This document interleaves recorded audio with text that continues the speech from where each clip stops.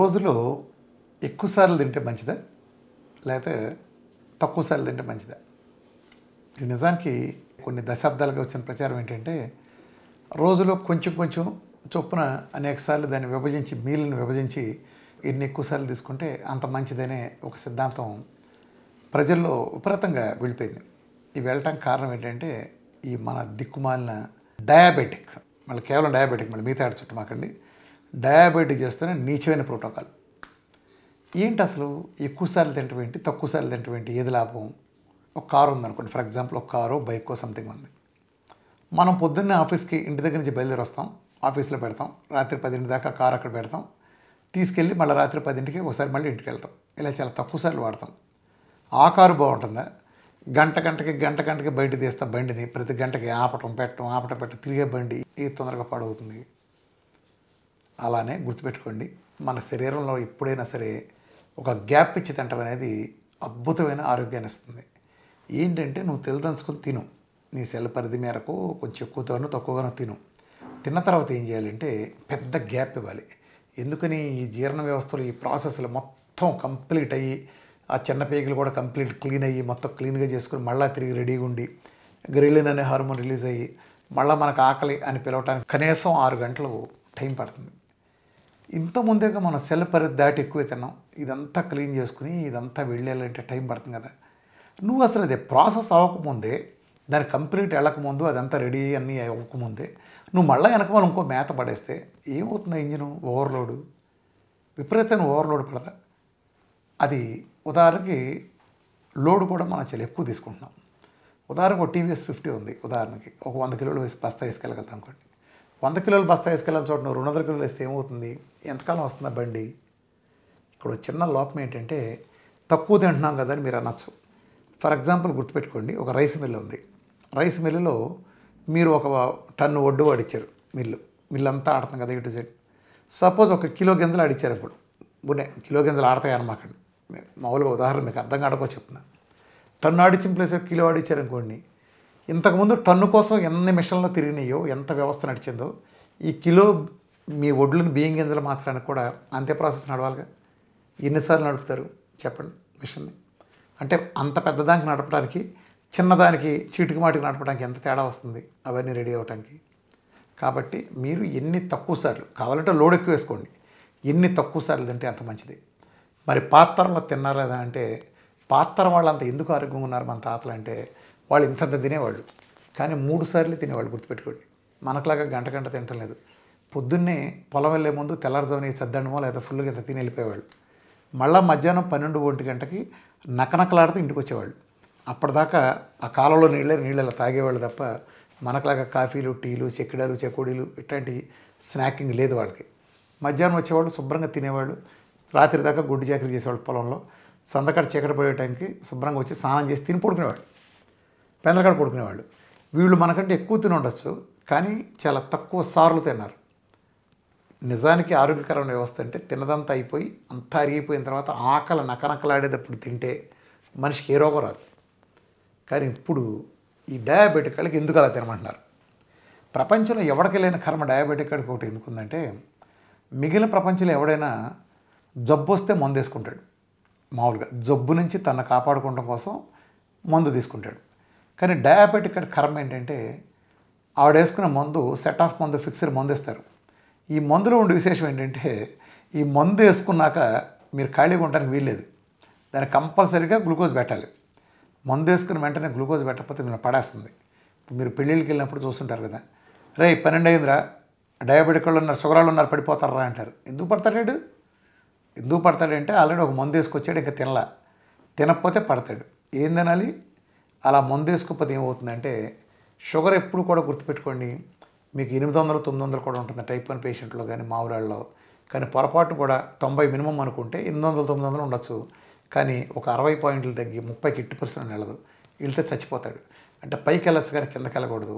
ఎట్టి పరిస్థితుల్లోనూ అలా కిందకి డౌన్ అయ్యి నిరాహార దీక్ష చేసేవాడు కూడా షుగర్ లెవెల్ పడిపోకుండా మన శరీరంలో హార్మోన్స్ నిరంతరం వర్క్ చేస్తూ ఉంటాయి. కాబట్టి లివింగ్ హ్యూమన్ బీయింగ్స్ అలా సాధ్యపడదు. ఒకే ఒక్క సందర్భంలో మాత్రమే షుగర్ డౌన్ అవుతుంది, అది మీరు షుగర్కి మెడికేషన్ ఇచ్చినప్పుడు. అప్పుడు తాత్కాలికంగా మీ రక్తం నుంచి పడేస్తుంది. ఆ పడేసినప్పుడు మీరు హైపోగ్లైసెమియాతో కళ్ళు తిరిగి పడిపోతారు కాబట్టి అలా పడకుండా ఉండటం కోసం మీరు ఆహారం తీసుకోవాలి. ఏం ఆహారం తీసుకోవాలి? మీరు షుగర్ని ఆహారంగా తీసుకోవాలి. షుగర్ అంటే ఏంటి? మీ జబ్బు. గ్లూకోజ్ ఏంటి? మీ జబ్బు. అంటే ప్రపంచంలో మిగిలిన వాళ్ళందరూ జబ్బు వస్తే మందు వేసుకుంటారు. కానీ డయాబెటిక్ కర్మ ఏంటంటే మీరు వేసుకున్న మందు మిమ్మల్ని చంపేయకుండా ఉండాలంటే మీరు మీ జబ్బు అయిన గ్లూకోజ్ని ఆహారంగా తీసుకోవాలి. ఇంత నీచమైన వ్యవస్థ సృష్టించారు. గంటకి ఎందుకు తినమన్నారు? వీడు ముదనష్టపు ఇన్సులిన్లో ముదనష్టపు పావలాగా పనికిరాని అది రాసినందుకు 14 ఏళ్ళు జైల్లో పెట్టాల్సిన ట్యాబ్లెట్లు ఆ ఇన్సులిన్లు తీసుకుంటారు. ఆ తీసుకుంటాం వలన కళ్ళు తిరిగి పడిపోతాడు కాబట్టి వీళ్ళు ఏమంటారండి, ఎందుకైనా మంచిది ఆ మందు ప్రభావం ఉన్నంతకాలం కళ్ళు తిరిగి పడిపోయే అవకాశం ఉంది కాబట్టి గంటకి తినండి. లేదా 2 గంటలు తినండి. చాలా తక్కువ తినండి, ఎక్కువ సార్లు తినండి. మళ్ళీ ఎక్కువ సార్లు కోడిగుడ్లు తింటాను, చికెను బ్రెస్టులు తింటాను, జాయింట్లు తింటాను కుదరదు. ఏం తినాలి? గ్లూకోజ్ అంటే ఏంటి? మీ జబ్బు. అర్థమైందండి? ఈ దిక్కుమాల సిద్ధాంతం తీసుకొచ్చి వాళ్ళ కాళ్ళు మామూలుగా ఆఫ్టర్ డయాబెటీస్ చిన్న లైఫ్ స్టైల్ డిజార్డర్, ఆఫ్టర్ ఇట్టంటే పోయే డయాబెటీస్కి లైఫ్ స్టైల్ మార్చుకుని చిన్నది మార్చుకుని పోయేదానికి తొక్కలో తీసుకెళ్ళి వాళ్ళ కాళ్ళు పోవటం కిడ్నీలు పోవటం, మనిషికి 100కి 50 మందిని శవాలకు మారుస్తున్న ఈ వ్యవస్థ, దీని కారణంగా వచ్చే 60 రకాల జబ్బులు, ఇతర జబ్బులు, ఈ మందుల కారణంగా వచ్చే దుష్ఫలితాలు, వీటన్నిటినీ లెక్కేసుకుంటే ఆ ఇండస్ట్రీని అంతటినీ పోషించేది ఈ మందులే. ప్రొసీజర్లతో వీటితో డాక్టర్లకు వ్యక్తిగతంగా లాభం తప్ప మందుల కంపెనీలు తక్కువ. ఒక ఆర్థోపెడిషన్ కట్టుకడితే కాలుకి ఆయన స్కిల్కి డబ్బులు తీసుకుంటారు, ఒక గ్యాస్ట్రాంటాలజిస్టో రూట్ కెనాల్కో దీనికో. కానీ మిగిలిన జబ్బులు ఉంటాయి, లైఫ్ స్టైలు, ఆటో ఇమ్యూన్, దీర్ఘకాల జబ్బులు. వీటన్నింటిలో వీళ్ళకి వచ్చేది ఏం లేదు, 100, 150, 200, 300 ఆ టెస్టులు తప్ప. మిగతా అంతా ఈ మందుల కంపెనీల దోపిడీ. ఈ గజ దొంగలు అమెరికన్ మందుల కంపెనీల దోపిడీలు. ఇండియా వాళ్ళది ఏముందిలేండి, వీళ్ళు బాగా చౌకగా ఇస్తారు. వీళ్ళది చాలా తక్కువ, మామూలుగా ఎక్కువ అనిపించినప్పటికీ అమెరికా వాళ్ళతో పోలిస్తే వీళ్ళు దేవుళ్ళ కింద లెక్క. సో ఈ దోపిడీ కోసమని వీళ్ళు దిక్కుమాల సిద్ధాంతం తెచ్చారు. కాబట్టి పొరపాటును కూడా నేను చెప్తున్నాను, ప్రజలు మీరు డైట్ చేయండి, చేయకపోండి. మీ ఆరోగ్యం కనుక బాగుండాలంటే మీరు ఒకటే పని చేయాలి, మీల్కి భయంకరమైన గ్యాప్ ఇవ్వండి. ఆ రోజుల్లో మన తండ్రులు తాతలు గుడ్డు చాకరీ చేశారు కాబట్టి పొలాలు వెళ్ళి విపరీతమైన హార్డ్ వర్క్ చేశారు రాత్రి మగళ్ళు కాబట్టి వాళ్ళు 3 సార్లు తిన్నా పర్లేదు. ఇవాళ తినేవాళ్ళకి మన లైఫ్ స్టైల్కి, ఒక సిటీలో తిరిగే టిపికల్ లైఫ్ స్టైల్కి మనందరికీ 2 సార్లు తినడం చాలా ఎక్కువ. సో బ్రేక్ఫాస్ట్, లంచ్, డిన్నర్ అనే పదం తీసేయండి మీ జీవితాల్లోంచి. ఎవడికి ఆకలేసినప్పుడు ఆడి శరీరం చెప్పినప్పుడు గ్రిలిన్ రిలీజ్ అయ్యి నకనకలాడినప్పుడు అప్పుడు తినండి, టైమింగ్తో సంబంధం లేదు. మీరు కడుపు నిండే వరకు మాత్రమే తినండి. నేను ఎప్పుడు చెప్పే సిద్ధాంతం, ఆకలి వేసినప్పుడు మాత్రమే తినండి, ఆకలి తీరే వరకు మాత్రమే తినండి, మళ్ళీ ఆకలేసే వరకు తినకండి. ఈ సిద్ధాంతం పాటిస్తే ఏ రోగాలలో మీరు గంటకు తినటం అనేది చాలా తప్పు.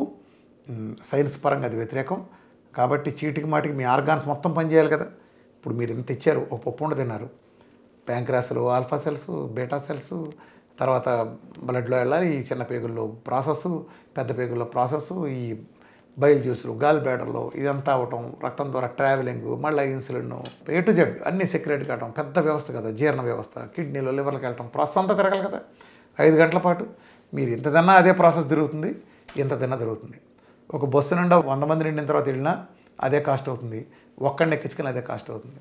అట్లానే మీరు ఒక పప్పు వండుకైనా దీనికైనా అంతంత లోడ్ వేయటం వలన శరీరం ఎక్కువ స్ట్రెయిన్ అవుతుంది. కాబట్టి ఎక్కువ సార్లు తినటం అనేది పరమ చెత్త అలవాటు. ప్రజలందరూ ఉంటే అది మానుకోండి. డైట్ చేయండి, చేయకపోయింది పర్లేదు, కానీ మీరు తినే ఆహారంలోనే దయచేసి రోజుకు 2 టోకెన్లు పెట్టుకోండి. మీరు ఏం తినదలుచుకున్నా ఒక అరగంట టైం కేటాయించండి రెండింటికి. ఆ అరగంట సార్లు మీరు తినేయండి. బిర్యానీ తింటారా, మందు కొడతారా, మీ ఇష్టం. మీకు నచ్చిన పదార్థాలు తినడానికి మీకు 2 టోకెన్లు చేతిలో ఉంటే ఒక అరగంట మీ ఇష్టం వచ్చిన టైమింగ్లో 2 సార్లు ఉపయోగించుకోండి. ఈ 2 సార్ల మధ్యలో మీరు వేరుశనగ పప్పు గింజ తిన్నా కూడా అది 3వ మీల్ కింద కౌంట్ అవుతుంది. కాబట్టి పొరపాటును కూడా ఏమీ తినద్దు. ఈ మధ్యలో నీరసం కోసం తాగాలనిపిస్తే నిమ్మకాయ మజ్జిగ కానీ, లేదా గ్రీన్ టీలు కానీ, బుల్లెట్ ప్రూఫ్ కాఫీలు కానీ, లేదా బ్లాక్ టీలు కానీ, ఇలాంటివి ఉంటాయి కదా రకరకాలు, లేదా సూప్స్ కానీ, ఇంతవరకు, లేదా మంచినీళ్ళు, ఇలాంటివి తీసుకోండి తప్ప జంక్ కానీ ఇతర కార్బోహైడ్రేట్స్ పదార్థాలు కానీ పొరపాటును కూడా మీరు ఈ టైంలో దాటి తీసుకోమాకండి. ఇలా చేస్తే ప్రజల ఆరోగ్యానికి ఏ లోటు లేదు. గంటకు తినడం అనే సిద్ధాంతం మన శరీరాలను పూర్తిగా రోగగ్రస్తం చేసేట్టు చేస్తుంది. దీర్ఘకాలం గ్యాప్, అసలు మాట్లాడితే ఒక్కసారి తినడం కూడా మనిషికి సరిపోతుంది. మీరు ఎంత తక్కువ సార్లు తినగలిగితే మీరు అంత ఆరోగ్యంగా ఉంటారు, మీ ఆయుష్ అంత పెరుగుతుంది. మీకు ఏ సందేహాలు ఉన్నా రామకృష్ణ హెల్త్ లైన్ బంజారా హిల్స్లో నేను అందుబాటులో ఉంటాను. నన్ను పర్సనల్గా కలవాలనుకున్నా మా నెంబర్కి నా అపాయింట్మెంట్ తీసుకుని ఫ్రీ అపాయింట్మెంట్ నన్ను డాక్టర్ టీంని కలవచ్చు. మేము ఇక్కడ ఈ ఒక్క డిసీజ్గా కాకుండా అన్ని డిసీజెస్ కూడా సొల్యూషన్ ఇచ్చే విధంగా తీసుకెళ్ళాం దీని ప్రోటోకాల్స్ అని పూర్తిగా సహజంగా శాస్త్రాలు ఇవాళ పుట్టినాయి. మనిషి వేల సంవత్సరాల నుంచి ఉన్నాడు, వైద్యాలు కూడా అప్పటి నుంచి ఉన్నాయి. మనం పాతలో మంచిని కొత్తదిని మేళవం చేసుకుంటే ప్రతి జబ్బుని దాని మూలానికి వెళ్ళి ప్రకృతి ద్వారా సరి చేసుకునే అవకాశం ఉంది. ఇవాళ ఏ సమస్య వచ్చినా సరే మనం పరిష్కరించే విధంగా మనం చేయగలం.